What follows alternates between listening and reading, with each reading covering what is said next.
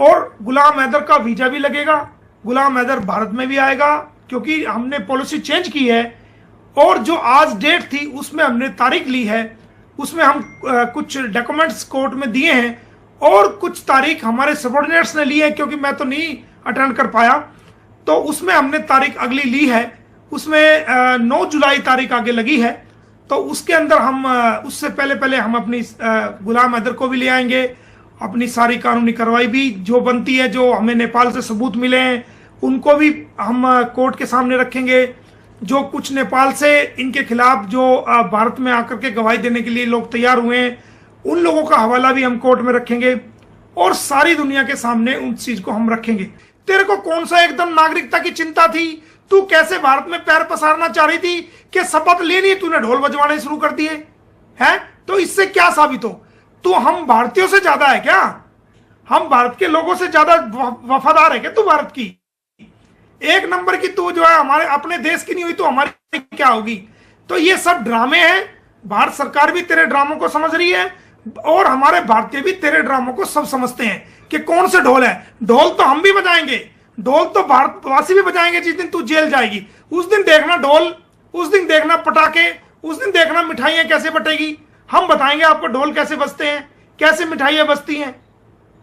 हम भी तो ढोल बजवाएंगे।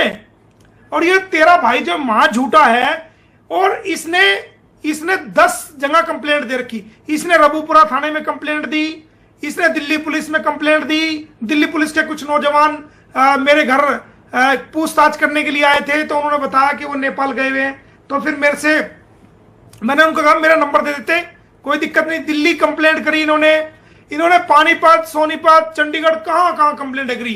क्या हुआ? कुछ हुआ? रबूपुरा पुलिस ने तुम्हारे मुंह पे थप्पड़ मारा ना।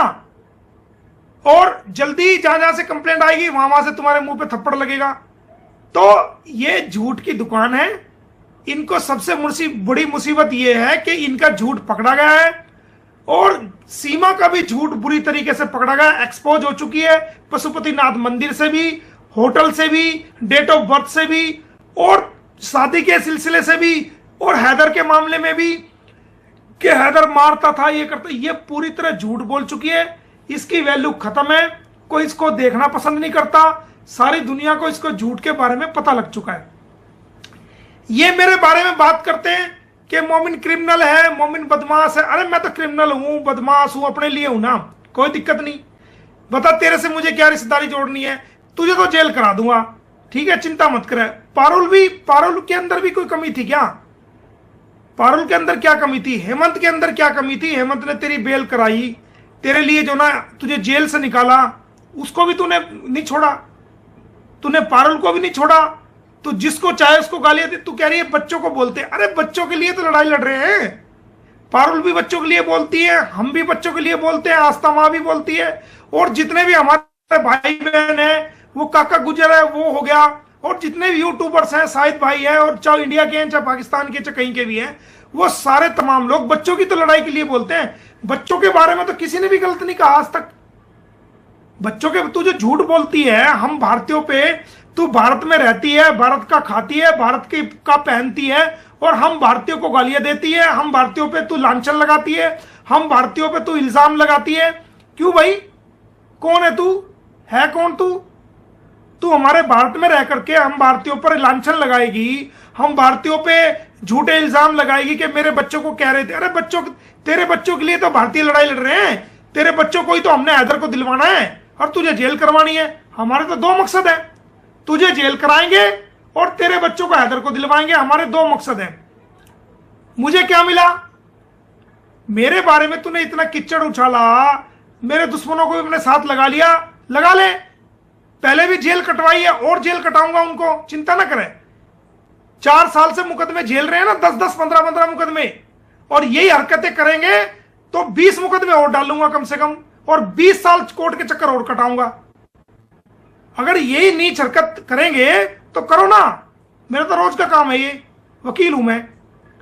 पर्सनल अटैक करेंगे या पर्सनल इस प्रकार की हरकत करेंगे तो जो तुम्हारा कुछ काम होने वाला भी था ना वो भी नहीं होगा, और 20 मुकदमे डलेंगे तुम्हारे पे, और 10 साल तुम्हें जो ना कोर्ट के चक्कर कटवाऊंगा। 5 साल तो हो गए चक्कर काटते हुए। तो ये तुम्हें डिसाइड करना है कि तुम्हें 10 साल और चक्कर लगाने हैं कोर्ट के, या दोबारा जेल काटनी है, या फिर तुम्हें ठीक चलना है, ये तुम डिसाइड करो। और दोस्तों, ये एपी सिंह एक नंबर का झूठा इंसान है, बाहर जाके गलत इंटरव्यू दे रहा है। इसको मेरी कंप्लेंट में बुलाया गया था और मैंने वो कंप्लेंट आप सबको दिखाई भी है। एक बार भी मैं दोबारा आपको वो कंप्लेंट दिखा देता हूं कि जिस कंप्लेंट पर इसको बुलाया गया था, ये आप देखेंगे, ये वो कंप्लेंट थी जिसके अंदर जो है, ये आप देखेंगे थाने की मोहर भी लगी हुई है, और इसके अंदर डॉक्टर एपी सिंह, सचिन मीना, सीमा हैदर, अनुज यादव फर्जी यूट्यूबर और कई 11 लोग ऐसे थे जिनके खिलाफ 153 है, 295, 292, 499, 500, 501, 500, 506, 120, 20, 67, 67 ए आईपीसी के तहत ये कुछ यूट्यूबर्स भी हैं 10-11, उनके खिलाफ मैंने ये कराया था। ये आप देखो, और ये थाने की मोहर लगी हुई है, ये देखो आप। तो ये कंप्लेंट मैंने दर्ज कराई थी, उसमें पूछताछ हुई थी। और कभी भी जो शिकायतकर्ता होता है, शिकायतकर्ता को कभी पुलिस नहीं बुलाती, बल्कि जिसके खिलाफ कंप्लेंट दी गई है, जो एक्यूज्ड है, उनको बुलाया जाता है कि बताओ भाई तुमने ऐसा क्यों किया, इस बारे में जवाब दो। अरे ये बाहर निकल के कह रहा है जी हमने कंप्लेंट कर दी। अबे तेरी कंप्लेंट को कौन पूछ रहा है? तेरी कंप्लेंट तूने रबूपुरा में भी करी, तूने सोनीपत में भी करी, तूने दिल्ली भी करी, दिल्ली पुलिस में साइबर सेल को कहां, और तूने पानीपत में नहीं। क्या हुआ बता, क्या हुआ? सबको पता है कौन है तू, झूठा एक नंबर का, ठीक है ना। तो ये मुंह की खा चुके हैं, इनको छुपने के लिए जगह नहीं है। एपी सिंह के तो मुंह में चकुंदर फंसी हुई है। अगर वो सीमा को छोड़ता तो लोग कहेंगे ये तो नामर्द है भाई, ये तो छोड़ दिया इसने। अगर खाएगा तो कोड़ी हो जाएगा। तो तेरे मुंह में तो चुकंदर फंसा दी हमने। अब बेटा तू कभी तो नेपाल जाएगा, कभी तू पानीपत आएगा, कभी तू रबूपुरा आएगा, कभी तू जेवर आएगा, कभी तू गौतम बुद्ध नगर आएगा, कभी तू चंडीगढ़ आएगा। और अभी तो रुक जा, अभी तो क्या, तेरी बुढ़ापे में वो वीरान गति करूंगा कि जिंदगी में याद रखेगा तू। तुझे पता लग जाएगा मोमिन मलिक से कैसे टक्कर लेते हैं। वकील है ना तू वकील है। तू अपने से बड़ा भारत में किसी को वकील नहीं समझता। एक नौजवान बेटी, एक नौजवान बेटा जो ताजी वकालत पढ़ के आए हैं भारत में, वो भी तेरे से अच्छे हैं। कभी तेरे दिमाग में भ्रम हो कि बस एपी सिंह ही है और कोई है ही नहीं। कानून का तुझे पता है, औरों को जानते नहीं। अब आना पानीपत आना। एक अपने आप को तू कहता है मैं सुप्रीम कोर्ट का वकील हूं। पानीपत की पुलिस ने तुझे नोटिस दिया, आया ना तू पानीपत? 12 बजे से 6 बजे तक तू मौजूद रहा ना। कैमरे की रिकॉर्डिंग है वहां। तुझे कैमरे कहे तो मैं कैमरे की रिकॉर्डिंग मंगवा लूं थाने की, वो भी है मेरे पास। 12 बजे से रात शाम को 6 बजे तक थाने में रहा, और सचिन भी रहा, और सीमा को दस्त लगे जी मुझे मोमिन मलिक मार देगा, मैं तो खतरा है, मैं तो नहीं आ सकती, मेरे बयान यही करो। तो हमने बोल दिया पुलिस वाले को कि कोई बात नहीं, उसके वहीं बयान लेके आओ, और जब अरेस्ट करेंगे रबूपुरा से अरेस्ट करके लाएंगे उसको, चिंता मत करो। तो दोस्तों, झूठ के कभी भी पैर नहीं होते, झूठ के कभी भी पैर। सच्चाई को आने में, समझने में बेशक देर लग जाए, लेकिन सच्चाई दुनिया के सामने आती है और हमेशा सच्चाई की जीत होती है। झूठ के कभी भी पैर नहीं होते, कभी भी पैर नहीं होते। एक ना एक दिन कुछ टाइम के लिए झूठ से राहत मिल सकती है इंसान को, झूठ बोल के, लेकिन आने वाले समय में वो झूठ जब पकड़ा जाता है तो झूठ बोल के इंसान जो है शर्मिंदा होता है। तो ऐसा काम क्यों करोगे आप? झूठ बोलो, क्यों लोगों को गुमराह करो? तो ये सारी बातें आपके विषय में रख दी है। बाकी नेपाल में मैंने अपना सारा जो लीगल काम था वो सारा पूरा कर दिया है। कहां कहां गई है, क्या कैसे कैसे हुआ है, और कुछ बातें जो मुझे पता चली है कि ये 2019 में भी नेपाल में मौजूद थी, और इसके साथ 4 पाकिस्तान के लोग मौजूद थे, एक हैदराबाद का इंसान मौजूद था, एक राजस्थान का इंसान इसके साथ था वहां पर। और ये कैसीनो में भी, और जो जितने भी ये जो हुक्का बार्स हैं उनमें ये इसका बहुत बड़ा रोल था वहां पर। तो उस बारे में भी मैं अपनी जांच कर रहा हूं, उस बारे में भी मैं साक्ष्य जुटा रहा हूं।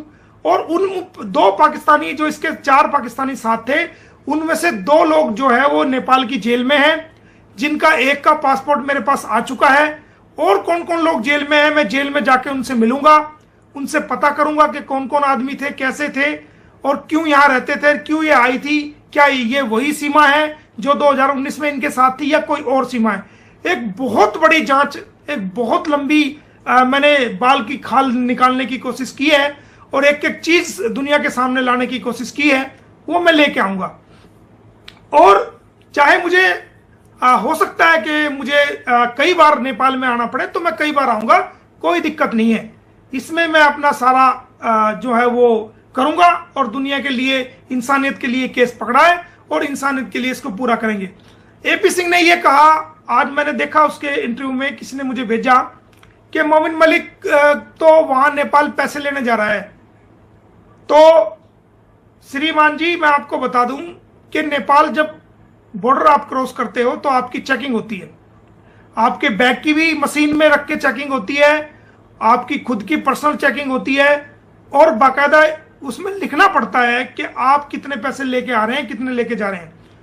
तो मोमिन मलिक इतना गरीब नहीं है, मोमिन मलिक की ऐसी हालात नहीं है कि कोई दूसरा मुल्क मुझे पैसे देगा और जब भी मेरा गुजारा चलेगा, ठीक है ना।